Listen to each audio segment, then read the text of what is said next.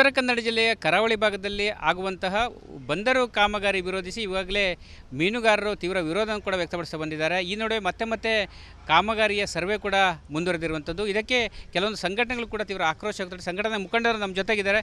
Sir, ಈಗ ಕರಾವಳಿ Seabird ನೌಕಾನೆಲೆ ಯೋಜನೆ ಆದ ನಂತರ ಕರಾವಳಿಯಲ್ಲಿ ಮತ್ತೆ ವಾಣಿಜ್ಯ ಬಂದರು ವಿಚಾರದಲ್ಲಿ ಹೋರಾಟಗಳು ಕೂಡ ನಡೀತಾ ಇರುವಂಥದ್ದು. ಸಂಬಂಧಪಟ್ಟವರು ಸರ್ವೆ ಕೂಡ ಮಾಡ್ತಾ ಇರುವಂಥದ್ದು. ಮೊದಲನೇದಾಗಿ ನಿಮ್ಮ ಪ್ರತಿಕ್ರಿಯೆ ಸರ್? ಇದಕ್ಕೆ ನಾವು ಇದೇನಿದೆ ಇದು ತಪ್ಪು, ಸರ್ಕಾರದ ತಪ್ಪಾಗಿದೆ. ಕೇಂದ್ರ ಸರ್ಕಾರ ಆಗಲಿ ಅಥವಾ ರಾಜ್ಯ ಸರ್ಕಾರ ಆಗಲಿ, ಒಮ್ಮೆ ಇವತ್ತು ಕಾರವಾರ ಏನಿದೆ ಸುಂದರವಾದಂಥ ಒಂದು ಕಾರವಾರ ನಿಸರ್ಗದ್ದು ಇಡೀ ಜಗತ್ತಿಗೆ ಒಂದು ವ್ಯವಸ್ಥಿತವಾಗಿ ನಿಸರ್ಗವಾಗಿ ನಿರ್ಮಾಣವಾದಂಥ ಕಡಲ ತೀರ ಈಗ ನೌಕಾನೆಲೆ ಯೋಜನೆಗೆ ಭೂಸ್ವಾಧೀನ ಆಗಿದೆ. ಆದರೆ ನೆಮ್ಮದಿಯಾಗಿ ಒಂದು 10 ವರ್ಷ 20 ವರ್ಷ ಈಗ ಬದುಕ್ತಾ ಇದ್ವಿ. ಆದರೆ 20 ವರ್ಷಗಳ ನಂತರ ಇವತ್ತು ವಾಣಿಜ್ಯ ಬಂದರೆ ಈಗೇನೆ JSW ಅಂಕೋಲಾ, ಈಗಾಗಲೇ ಹೊನ್ನಾವರ, ಈ ಕಡೆ ಮಂಕಿ, ಇನ್ನಿತರ ಅನೇಕ ಭಾಗಗಳ ಕಡಲ ತೀರದಲ್ಲಿ ಯೋಜನೆಗಳು ಬರುವಂಥ ಒಂದು ಪರಿಸ್ಥಿತಿ ಇವತ್ತು ಆಗ್ತಾಯಿದೆ. ಅದನ್ನು ನಮ್ಮ ಉಳಿಸಿಕೊಳ್ಳುವ ನಿಟ್ಟಿನಲ್ಲಿ ಇಡೀ ಜಿಲ್ಲೆಯ ರಾಜ್ಯದ ಮೀನುಗಾರರು ಇವತ್ತು ಹೋರಾಟ ಮಾಡಿ ಉಳಿಸಿಕೊಳ್ತೇವೆ. ಕೇವಲ ಮೀನುಗಾರರಿಗಲ್ಲ, ಇಡೀ ರಾಜ್ಯಕ್ಕೆ ಇದು ಮಾದರಿ ಆಗುವ ಪ್ರದೇಶ ಇರೋದರಿಂದ ಅದನ್ನು ಉಳಿಸ್ಕೊಳ್ತೇವೆ. ಸರಿಗೆ ಈಗ ಇದೇ ವಿಚಾರದಲ್ಲಿ ಹೋರಾಟದ ವಿಚಾರದಲ್ಲಿ ಕೆಲವೊಂದು ಗೊಂದಲಗಳು ಸೃಷ್ಟಿಯಾಗಿರುವಂಥದ್ದು, ಮೀನುಗಾರರ ಮುಖಂಡರ ಮೇಲೆ ಆಪಾದನೆಗಳು ಆಗ್ತಾ ಇರುವಂಥದ್ದು, ಶಾಸಕರುಗಳು ಸಚಿವರುಗಳು ಆಗ್ತಾ ಇದ್ದಾರೆ. ಇದ್ರ ಬಗ್ಗೆ ಏನು ಹೇಳ್ತೀರಿ ಸರ್?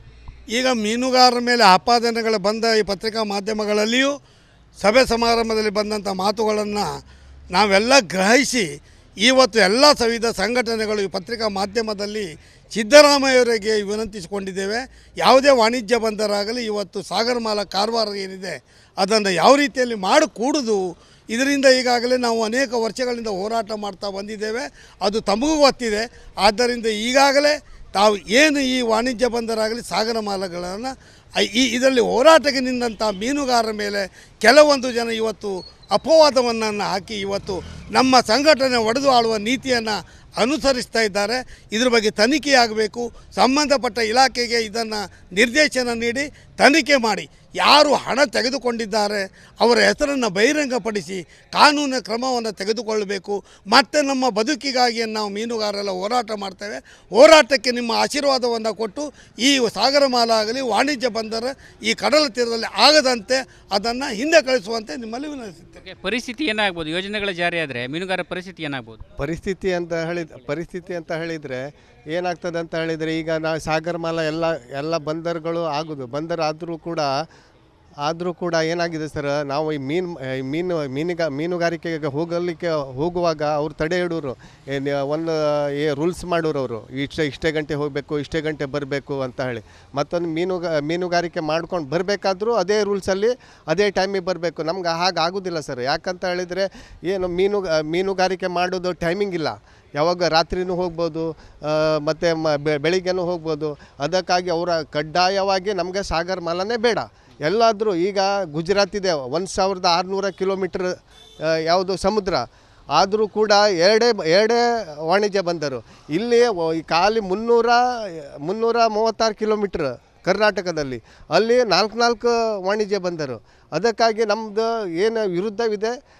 ಈಗ ಒಂದು ಆಲ್ರೆಡಿ ಇದಾಗಿದೆ ಅಂತ ಹೇಳಿದರೆ, ಇದು ಸೀಬರ್ಡ್ ನೌಕಾನೆಲೆಯಲ್ಲಿ ನಾವು ಮೀನು ಹಿಡ್ಲಿಕ್ಕೆ ಹೋದಾಗ ಅಲ್ಲೇನು ಮಾಡ್ತಾರೆ, ಅವ್ರ ದಬ್ಬಾಳಿಕೆಯಿಂದ ಇಲ್ಲಿ ಮೀನು ಹಿಡಿಬಾರ್ದು, ಈ ಜಾಗದಲ್ಲಿ ಬರಬಾರ್ದು ಅಂತ ಹೇಳಿ ಅವರು ಟಾರ್ಚ್ ಕೊಡ್ತಾ ಇರ್ತಾರೆ. ಇದೇ ಕೇಳಿ ಈಗ ವಾಣಿಜ್ಯ ಬಂದರಾದರೂ ಇದೇ ಗತಿ ಆಗೋದು. ಮತ್ತು ನಮ್ಗೆ ವಾಣಿಜ್ಯ ಬಂದರೆ ಬೇಡ ನಮಗೆ ಮುಂದೆ. ಇವಿಷ್ಟು ಮೀನುಗಾರರು ಮತ್ತು ಮುಖಂಡರು ಹೇಳುವಂಥ ಮಾತು. ಒಟ್ಟಿನಲ್ಲಿ ಈ ಭಾಗದಲ್ಲಿ ವಾಣಿಜ್ಯ ಬಂದರು ಆದರೆ ನಾವು ಸಾಕಷ್ಟು ತೊಂದರೆಯನ್ನು ಅನುಭವಿಸ್ತೇವೆ ಮತ್ತು ಮೀನುಗಾರರ ನಡುವೆ ಗೊಂದಲ ಉಂಟು ಮಾಡುವುದಕ್ಕೆ ಖಂಡನೆ ವ್ಯಕ್ತಪಡಿಸಿ ಈ ಬಗ್ಗೆ ಸಂಬಂಧಪಟ್ಟ CM ಅವರು ಇದ್ರ ಬಗ್ಗೆ ತನಿಖೆ ಮಾಡಬೇಕು, ಆದಷ್ಟು ಬೇಗ ಮೀನುಗಾರರಿಗೆ ನ್ಯಾಯ ನೀಡಬೇಕೆಂಬ ಒತ್ತಾಯವನ್ನು ಮಾಡ್ತಾ ಇರುವಂಥದ್ದು. ಕ್ಯಾಮ್ರಾ ಪರ್ಸನ್ ಕಿಶನ್ ಗೌರವ್ ಜೊತೆ ನಾನು ಶೇಷಗಿರಿ ಮುಂಡಳ್ಳಿ, ರಿಪಬ್ಲಿಕ್ ಕನ್ನಡ, ಕಾರವಾರ. ಉತ್ತರ ಕನ್ನಡ ಜಿಲ್ಲೆಯ ಕರಾವಳಿ ಭಾಗದಲ್ಲಿ ಆಗುವಂತಹ ಬಂದರು ಕಾಮಗಾರಿ ವಿರೋಧಿಸಿ ಇವಾಗಲೇ ಮೀನುಗಾರರು ತೀವ್ರ ವಿರೋಧವನ್ನು ಕೂಡ ವ್ಯಕ್ತಪಡಿಸ್ತಾ ಬಂದಿದ್ದಾರೆ. ಈ ನಡುವೆ ಮತ್ತೆ ಕಾಮಗಾರಿಯ ಸರ್ವೆ ಕೂಡ ಮುಂದುವರೆದಿರುವಂಥದ್ದು. ಇದಕ್ಕೆ ಕೆಲವೊಂದು ಸಂಘಟನೆಗಳು ಕೂಡ ತೀವ್ರ ಆಕ್ರೋಶ ವ್ಯಕ್ತಪಡಿಸಿ ಸಂಘಟನೆ ಮುಖಂಡರು ನಮ್ಮ ಜೊತೆಗಿದ್ದಾರೆ. ಸರ್, ಈಗ ಕರಾವಳಿ ಸೀಬರ್ಡ್ ನೌಕಾನೆಲೆ ಯೋಜನೆ ಆದ ನಂತರ ಕರಾವಳಿಯಲ್ಲಿ ಮತ್ತೆ ವಾಣಿಜ್ಯ ಬಂದರು ವಿಚಾರದಲ್ಲಿ ಹೋರಾಟಗಳು ಕೂಡ ನಡೀತಾ ಇರುವಂಥದ್ದು. ಸಂಬಂಧಪಟ್ಟವರು ಸರ್ವೆ ಕೂಡ ಮಾಡ್ತಾ ಇರುವಂಥದ್ದು. ಮೊದಲನೇದಾಗಿ ನಿಮ್ಮ ಪ್ರತಿಕ್ರಿಯೆ ಸರ್? ಇದಕ್ಕೆ ನಾವು ಇದೇನಿದೆ ಇದು ತಪ್ಪು, ಸರ್ಕಾರದ ತಪ್ಪಾಗಿದೆ. ಕೇಂದ್ರ ಸರ್ಕಾರ ಆಗಲಿ ಅಥವಾ ರಾಜ್ಯ ಸರ್ಕಾರ ಆಗಲಿ, ಒಮ್ಮೆ ಇವತ್ತು ಕಾರವಾರ ಏನಿದೆ ಸುಂದರವಾದಂಥ ಒಂದು ಕಾರವಾರ ನಿಸರ್ಗದ್ದು ಇಡೀ ಜಗತ್ತಿಗೆ ಒಂದು ವ್ಯವಸ್ಥಿತವಾಗಿ ನಿಸರ್ಗವಾಗಿ ನಿರ್ಮಾಣವಾದಂಥ ಕಡಲ ತೀರ ಈಗ ನೌಕಾನೆಲೆ ಯೋಜನೆಗೆ ಭೂಸ್ವಾಧೀನ ಆಗಿದೆ. ಆದರೆ ನೆಮ್ಮದಿಯಾಗಿ ಒಂದು 10 ವರ್ಷ 20 ವರ್ಷ ಈಗ ಬದುಕ್ತಾ ಇದ್ವಿ. ಆದರೆ 20 ವರ್ಷಗಳ ನಂತರ ಇವತ್ತು ವಾಣಿಜ್ಯ ಬಂದರೆ ಈಗೇನೆ JSW ಅಂಕೋಲ, ಈಗಾಗಲೇ ಹೊನ್ನಾವರ, ಈ ಕಡೆ ಮಂಕಿ, ಇನ್ನಿತರ ಅನೇಕ ಭಾಗಗಳ ಕಡಲ ತೀರದಲ್ಲಿ ಯೋಜನೆಗಳು ಬರುವಂಥ ಒಂದು ಪರಿಸ್ಥಿತಿ ಇವತ್ತು ಆಗ್ತಾಯಿದೆ. ಅದನ್ನು ನಮ್ಮ ಉಳಿಸಿಕೊಳ್ಳುವ ನಿಟ್ಟಿನಲ್ಲಿ ಇಡೀ ಜಿಲ್ಲೆಯ ರಾಜ್ಯದ ಮೀನುಗಾರರು ಇವತ್ತು ಹೋರಾಟ ಮಾಡಿ ಉಳಿಸಿಕೊಳ್ತೇವೆ.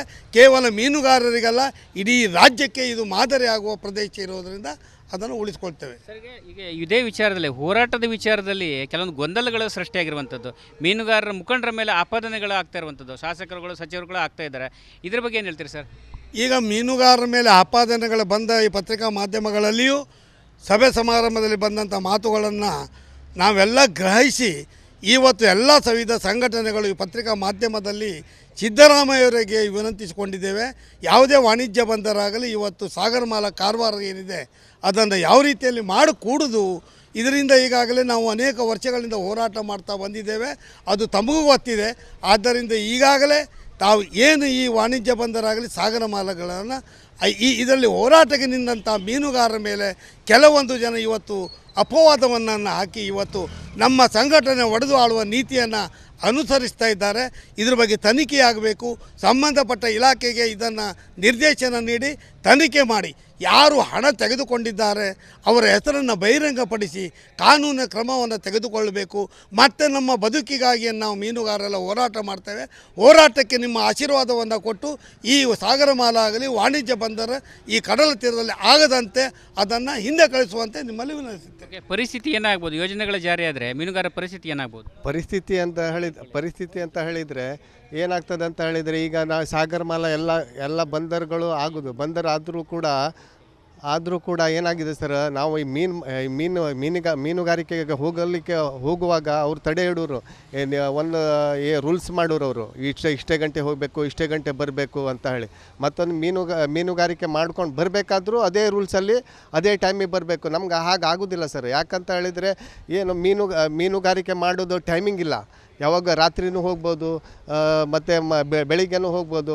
ಅದಕ್ಕಾಗಿ ಅವರ ಕಡ್ಡಾಯವಾಗಿ ನಮಗೆ ಸಾಗರಮಾಲಾನೇ ಬೇಡ. ಎಲ್ಲಾದರೂ ಈಗ ಗುಜರಾತ್ ಇದೆ 1600 ಕಿಲೋಮೀಟ್ರ್ ಯಾವುದು ಸಮುದ್ರ, ಆದರೂ ಕೂಡ ಎರಡೇ ವಾಣಿಜ್ಯ ಬಂದರು. ಇಲ್ಲಿ ಖಾಲಿ 336 ಕಿಲೋಮೀಟ್ರ್ ಕರ್ನಾಟಕದಲ್ಲಿ, ಅಲ್ಲಿ 4 ವಾಣಿಜ್ಯ ಬಂದರು. ಅದಕ್ಕಾಗಿ ನಮ್ಮದು ಏನು ವಿರುದ್ಧವಿದೆ.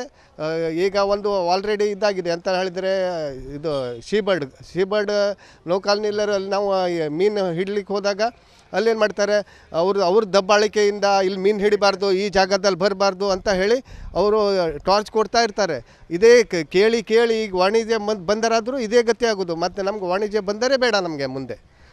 ಇವಿಷ್ಟು ಮೀನುಗಾರರು ಮತ್ತು ಮುಖಂಡರು ಹೇಳುವಂಥ ಮಾತು. ಒಟ್ಟಿನಲ್ಲಿ ಈ ಭಾಗದಲ್ಲಿ ವಾಣಿಜ್ಯ ಬಂದರು ಆದರೆ ನಾವು ಸಾಕಷ್ಟು ತೊಂದರೆಯನ್ನು ಅನುಭವಿಸ್ತೇವೆ ಮತ್ತು ಮೀನುಗಾರರ ನಡುವೆ ಗೊಂದಲ ಉಂಟು ಮಾಡುವುದಕ್ಕೆ ಖಂಡನೆ ವ್ಯಕ್ತಪಡಿಸಿ ಈ ಬಗ್ಗೆ ಸಂಬಂಧಪಟ್ಟ CM ಅವರು ಇದ್ರ ಬಗ್ಗೆ ತನಿಖೆ ಮಾಡಬೇಕು, ಆದಷ್ಟು ಬೇಗ ಮೀನುಗಾರರಿಗೆ ನ್ಯಾಯ ನೀಡಬೇಕೆಂಬ ಒತ್ತಾಯವನ್ನು ಮಾಡ್ತಾ ಇರುವಂಥದ್ದು. ಕ್ಯಾಮ್ರಾ ಪರ್ಸನ್ ಕಿಶನ್ ಗೌರವ್ ಜೊತೆ ನಾನು ಶೇಷಗಿರಿ ಮುಂಡಳ್ಳಿ, ರಿಪಬ್ಲಿಕ್ ಕನ್ನಡ, ಕಾರವಾರ.